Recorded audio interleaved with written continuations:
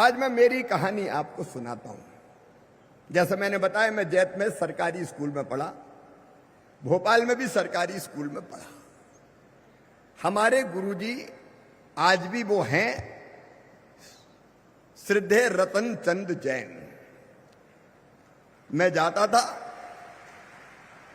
उनके सिर पे हम सभी पैर रख, उनके सिर पे हम सदैव भी उनका आशीर्वाद लेने के लिए हम अपने सिर को उनके पैरों पर सदैव रखते थे। अब मैं पहले बहुत धीरे धीरे पढ़ता था। किताब पढ़ने का कहते थे, वो अच्छा पढ़ के सुनाओ, बच्चों से कहते थे।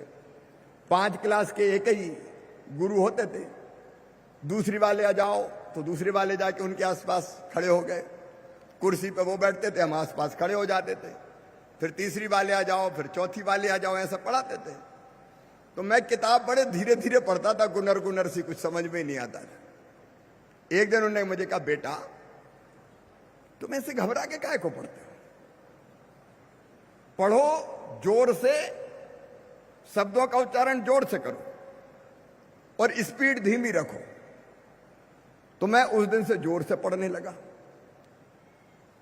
और स्पीड धीमी रखने लगा, बीच में गैप रखने लगा। फिर एक काम करते थे वो, हर शनिवार के दिन बाल सभा होती थी हमारे यहां। तो बाल सभा में बाकी भी कार्यक्रम होते थे, लेकिन वो अब रामायण की 5 दोहे तक, मतलब बीच में चौपाइयां होती है और चौपाई के बाद दोहे होते, तो 5 दोहे तक वो रामायण पढ़वाते थे। तो 2 बच्चे रामायण को चौपाई सस्वर पढ़ते थे। परहित सरिस धर्म नहीं भाई, पर पीड़ा सम नहीं अधमाई। फिर उसका अर्थ पढ़ते थे। तो वो अर्थ मुझसे पढ़वाते थे कि शिवराज अर्थ पढ़ेगा, तो मैं अर्थ बढ़िया पढ़ने लगा। धीरे धीरे स्थिति यो हो गई कि वो रामायण की चौपाई पढ़े तो मैं पढ़ा हुआ जो अर्थ था वो नहीं पढ़ता था, मैं बिना देखे ही अर्थ करने लगा। अब गांव में ये बात फैल गई कि यार मोड़ा तो बहुत तेज है,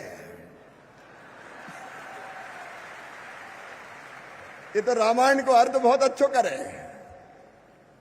तो कई जगह मैं रामायण का अर्थ करने लगा।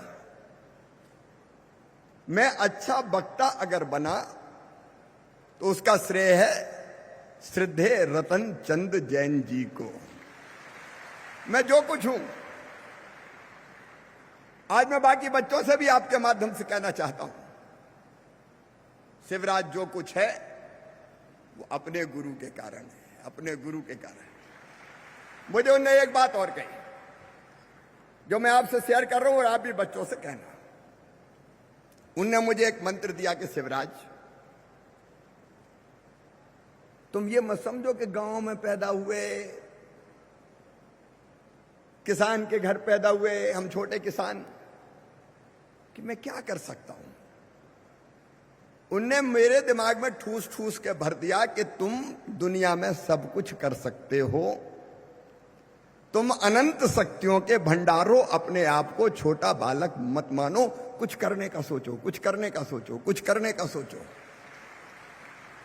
मेरे दिमाग में बैठ गई बात कि कुछ करना है। तो 7वीं में तो मैंने पहला आंदोलन कर दिया था मजदूरों के लिए।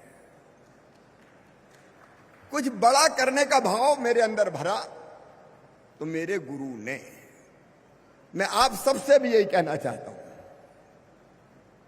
सचमुच में हर बच्चा अनंत शक्तियों का भंडार है।